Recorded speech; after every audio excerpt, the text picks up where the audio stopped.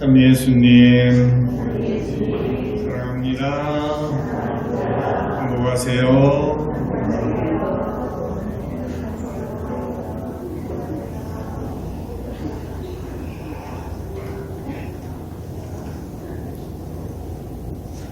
한 주간 잘 지내셨습니까? 우리 학생들은 개학해서 학교에 갔죠? 좋아요? 싫어요? 안 가는 게 더 좋아? 그래도 갇혀 지내다가 학교에 가서 친구들도 만날 수 있고 또 선생님도 볼 수 있으니까 얼마나 좋아요.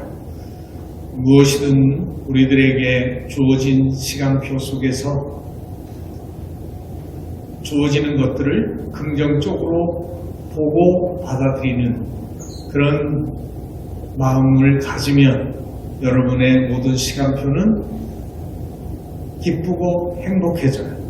그런데 주어진 시간들을 내가 바라는 것과 다르다고 해서 싫어하고 배척하게 되면 아주 시간도 지루하고 힘들어지게 된다. 그렇게 생각을 하면 어떤 것을 선택해야 될지 우리가 알 수 있죠. 그래서 좋은 마음을 가지고 그래 뭔가 기대를 갖고 오늘은 또 어떤 일이 나에게 일어날까? 무엇을 또 새롭게 배울 수 있을까? 지금 다니는 것은 귀찮고 힘들지만 분명히 나에게 필요한 것이 하나는 있을 거야. 이런 생각을 갖고 여러분이 임한다면 훨씬 더 유익한 학교 생활이 될 수 있고 또 그렇게 학교 생활을 해야 집에 와서도 집이 얼마나 좋은지 고마운지 또 깨달을 수 있지 않겠나 생각해요. 그래서 그런 마음을 우선 갖고 이 3월 새 학기를 잘 시작하면서 살았으면 좋겠다 생각합니다. 여러분들에게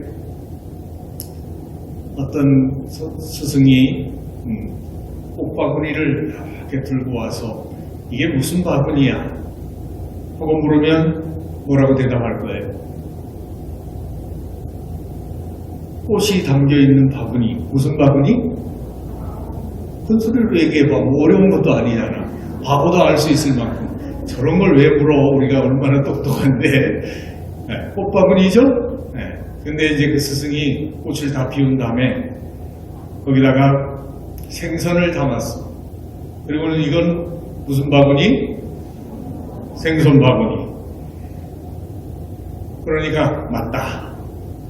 똑같은 바구니지만 꽃을 담으면 꽃바구니고 생선을 담으면 생선 바구니니라. 마찬가지로 사람도 그 사람 안에 쓰레기가 담겨 있으면 쓰레기 같은 사람이 되는 거고 그 안에 꽃과 같이 아름다운 마음이 담겨 있으면 향기 나는 아름다운 사람이 될 수 있는 거다. 이렇게 얘기를 했어요. 그렇다면 여러분 안에는 무엇이 담겨 있을까요? 그거에 따라서 내가 달라지는 거야. 쓰레기가 담겨 있으면 쓰레기 같은 사람이 되는 거고 아주 놀라운 사랑이 담겨 있으면 아주 사랑스러운 사람이 되는 거고 또 지식이 출중한 그런 사람이 되어서 많은 지혜를 갖고 있으면 굉장히 지혜로운 사람이 되는 거다.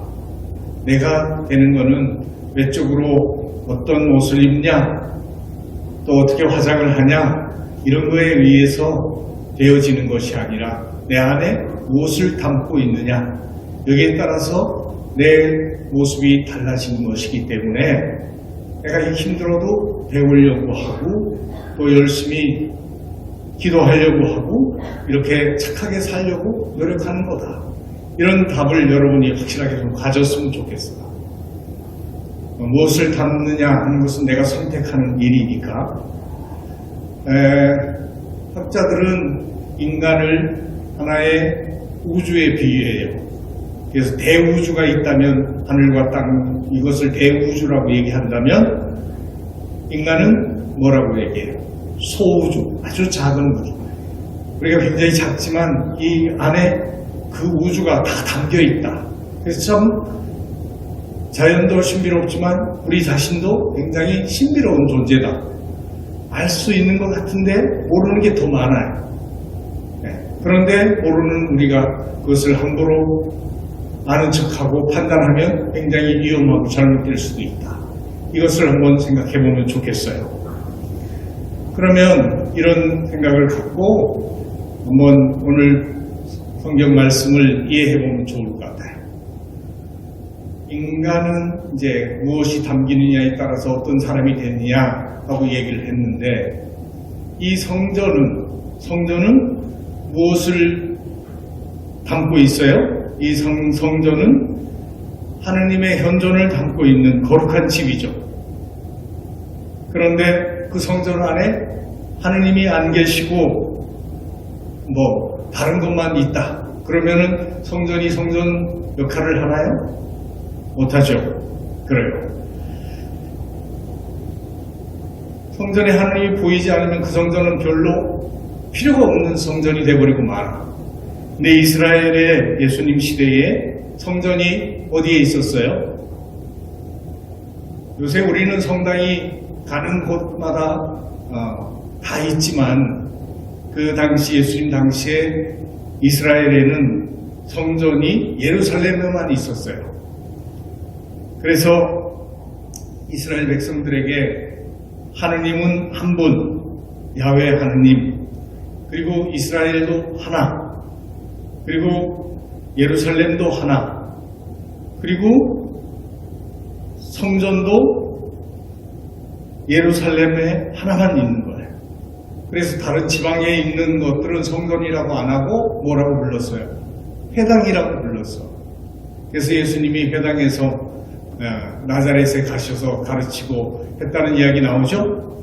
그래서 그것을 우선 구별할 줄 알아야 돼요. 그러니까 예루살렘에 하나만 있는 성전이니까 얼마나 웅장하고 화려하고 그런 건물이겠어요.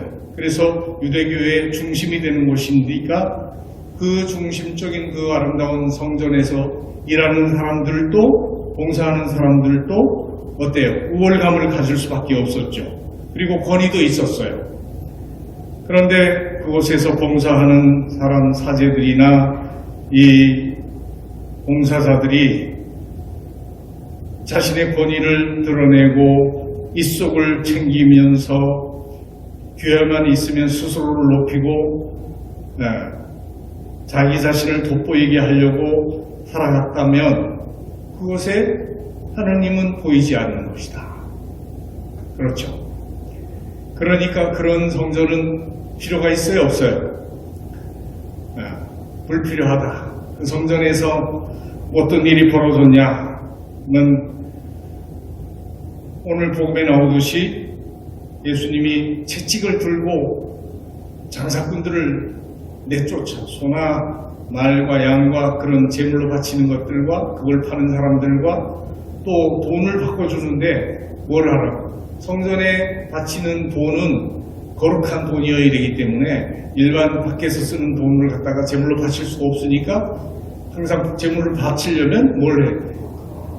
그걸로 또 이 제물을 사야 되니까 돈을 바꾸는데 환전상들이 이득을 많이 남겨먹는 거죠. 그러니까 이제 이걸 바치는 사람들은 굉장히 이리 뜯기고 저리 뜯기고 하는 꼴이 되는 거야. 그러니까 결국 성전에서 장사가 이루어진다는 것은 도둑질이 자행되고 있다는 이야기죠. 그리고 그것을 할 수 있도록 허락해주고 같이 이문을 나눠 먹는 성전의 권위를 가진 지배자들도 역시 뭐예요? 도둑놈이나 마찬가지다. 이렇게 생각을 하니까 예수님이 어떻게 됐어요? 화가 나겠어요? 안 나겠어요? 성전이 물질적 욕심을 채우는 곳이 아니고 인간이 그 허한 영적인 그 굶주림을 채워서 좀 더 사람답게 아름답게 행복하게 잘 살아갈 수 있도록 위로를 받고 하느님으로부터 은총을 받기 위해서 있는 곳인데 그곳에 와서 세상적인 거래나 이루어지면서 또 그렇게 도둑질이 자행되는 것처럼 착시나 당하고 한다면 화가 날 수밖에 없잖아요. 그러니까 예수님이 어떻게 했어요? 채찍을 든 거예요. 사랑을 얘기하신 그 하느님이 채찍질을 휘두르니까 그 장사를 하면서 이득을 보던 사람들이 가만히 있겠어요? 가만히 있을 수가 없겠죠. 그러니까 예수님한테 당신이 뭐냐? 당신이 무슨 권한으로 이런 일을 하느냐? 이런 일을 해도 된다는 표징을 보여줄 수 있겠소? 하고 이제 따지고 덤벼드는 거죠. 그러니까 이번에 예수님께서 하신 대답은 뭐였죠? 성전을 허물어라. 그러면 내가 3일 만에 다시 짓겠다. 다시 세우겠다. 그러니까 유대인들이 뭐라 그랬어요? 이 성전 짓는데 얼마 걸렸다 그랬어? 조금 전에 신부님이 복음 읽으면서 얘기했죠. 몇 년 걸렸다 그랬어? 46년이나 걸려서 이 성전을 지었는데, 그런데 혼자 당신이 3일 만에 다시 짓겠단 말이요? 그런 거죠. 이 성전은, 예수님이 말씀하신 성전은 뭘 얘기한다고 그랬어요? 그러나 그분께서 성전이라고 하신 것은 당신 몸을 두고 하신 말씀이었다. 그래서 예수님께서 죽은 일 가운데도 3일 만에 되살아나신 뒤에야 제자들은 예수님께서 하신 이 말씀을 기억하고 믿게 되었다. 이런 이야기가 오늘 복음에 나오는 거죠. 그래요. 예수님은 이런 건물로 되어진 것이 성전이 아니다. 이제 더 이상 그것을 성전이라고 여기지 마라. 그곳에 도둑질이 자행되고 범죄가 자행되는 곳에 하나님이 계신 곳은 아니다. 그래서 당신 몸이 곧 성전이라는 것을 선언하신 거예요. 그리고 성전이 되기 위해서 당신 자신을 희생제물로 하나님께 바치셨어. 그리고 죽음으로부터 3일 만에 부활하심으로써 완성시켜 놓은 것이죠. 그 성전이 바로 영적으로 예배드려야 될 성전이다. 그래서 예수님은 이렇게 이루어 놓은 성전을 우리도 그 성전을 갖도록 해주신 거예요. 그러니까 우리가 미사에 오면 하나님의 말씀을 듣고 그 말씀이 영혼의 양식이 되고 그 다음에 미사에서 뭘 모셔요? 성체를 모시죠? 예수님의 살과 피, 생명의 양식을 모셔. 그럼으로써 우리 안에 누가 거처하시게 돼요? 예수님이 거처하시는 거예요. 예수님이 거처하시면 우리 몸이 뭐가 돼요? 하나님의 거처가 되는 거기 때문에 하나님의 성전이 되는 거예요. 그러니까 인간이 그냥 살다가 형편없이 지고 볶고 고생하며 살다가 그냥 죽어버리고 마는 그런 존재가 아니라 왜요? 하나님이 거처하시는 아주 놀라운 성전이 될 수 있다는 것을 가르쳐 주시죠. 그러면 성전이 된 나는 어떻게 살아야 될까요? 하나님의 백성이 되고 하나님의 자녀가 된 나는 그 자녀답게 살아야 될 법이 있는 거야. 그것이 뭐냐 하면은 제1독서에서 모세가 하나님과 계약을 맺죠. 그래서 받은 계명이 있어요. 그건 무슨 계명? 오늘 내일 제1독서에서 읽어드린 계명이 뭐야? 십계명이죠? 네, 십계명. 그건 뭐냐 하면 하나님 백성으로서 하나님의 자녀로서 지켜야 될 법이야. 이 법은 인간을 묶어놓으려고 하는 것이 아니라 인간이 인간답게 잘 살아갈 수 있도록 하는 법이에요. 그래서 그 법을 통해서 어떤 관계가 잘 이루어질 수 있도록 인간과 하나님의 관계가 회복될 수 있도록 그리고 인간과 인간끼리 서로 사랑하면서 아름답게 살아가면서 이 삶이 완성될 수 있도록 안 그러면 어때요? 이기심과 시기심과 탐욕이 들끓게 되겠죠. 인간 속에 도사리고 있는 욕망들 때문에. 그 이기심과 시기심은 어때요? 사람과 사람 사이를 갈라놓고 분열시키는 거다. 그래서 많은 갈등만 일으키고 그래서 인간을 정말 행복하게 할 수 없다. 왜냐하면 모두 그런 마음을 가지고 있으니까. 그래서 예수님은 그런 걸로는 우리가 성전이 될 수 없다. 하나님의 계명을 지켜서 하나님을 사랑하고 이웃을 사랑해야 된다는 그 세 계명을 바로 이 모세의 십계명을 통해서 완성시켜 주시고 가르쳐 주신 것이라고 볼 수 있다는 거죠. 그러면 이제 우리가 새 성전이 되면 어떻게 돼요? 성령께서 또 예수님께서 우리 안에 거처하시는 성전이 된다는 거죠. 그렇기 때문에 화려한 성전에 가야만 하나님을 만날 수 있는 것이 아니라 우리는 우리 자신 안에서도 하나님께 예배를 드릴 수가 있다. 우리 안에 현존하신다면, 그렇죠? 그렇기 때문에 이것을 잘 깨달으면 여러분이 코로나 상황이잖아요, 지금. 그래, 코로나 감염으로 인해서 서로 모일 수가 없는 상황이 될 때도 기도할 수 있어요, 없어요? 하나님께 예배 드릴 수 있어요, 없어요? 충분히 있다. 우리 안에 하나님이 현존하시는 한. 근데 하나님이 안 계시고 내가 쓰레기 같은 인간, 죄인이 되어서 살아가고 있다면 어때요? 절대로 하나님을 예배할 수가 없는 거죠. 만날 수가 없으니까. 근데 내가 하나님의 법을 따라서 사랑을 실천하면서 잘 살아가고 있고 그렇다면 얼마든지 기도할 수 있다. 그래서 이 길을 다 열어주신 거예요. 어디서든지 어떤 상황이 보인다 하더라도 우리는 하나님께 예배 드릴 수 있는 그런 신앙인이 될 수 있다는 이야기예요. 이게 얼마나 복받은 거야. 그래서 이것을 깨달으면 참 우리가 자신이 행복하다는 것을 알게 될 수가 있는 것이죠.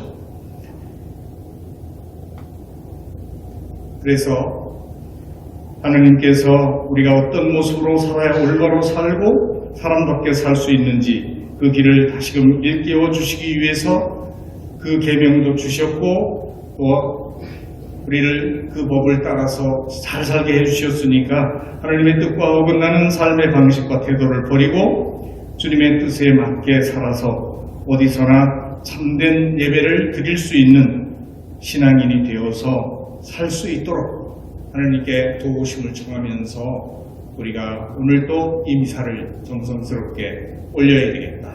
그런데 지금은 우리가 여기 다 모였잖아요. 모여서 예수님의 살과 피를 모심으로써 더 거룩한 성전이 되고자 하는 거예요. 그래서 세상에 나가서 살면 우리가 뭐예요? 그리스도를 세상에 보여주는 사람이 되는 거예요. 하나님이 우리를 통해서 세상 가운데 거처하실 수 있게 된다는 거예요.